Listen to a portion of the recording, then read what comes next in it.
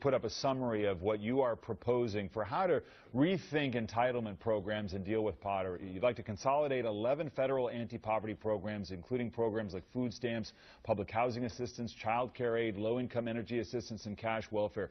Consolidate them, have states administer them.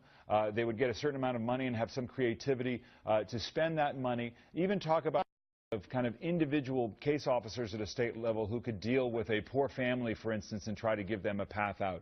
You know, skeptics have said, they've cited one thing that really struck me, which is some of the poorest states are run by Republican governors who have refused to even expand access to Medicaid under the Obamacare law. So you can understand why people would be skeptical that giving them that kind of power would actually lead to constructive solutions to deal with people who are poor.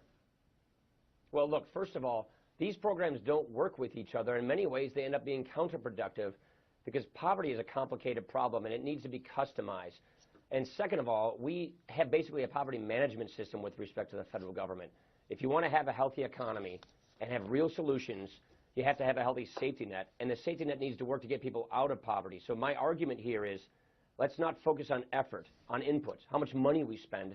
Let's focus on outcomes. Are we actually getting people out of poverty? And the best way to do that, in my opinion, is to listen to people on the ground, the people who are fighting poverty person to person, and give them more flexibility in exchange for more accountability to actually get people out of poverty.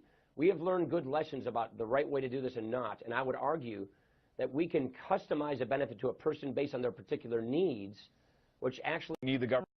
What you seem to be saying is that, you know, people have a problem, you know, with their own dependency here that government is only furthering. That's not my intent, and that's far from it. My point, and I'll make it again, is we don't want to have a poverty management system that simply perpetuates poverty.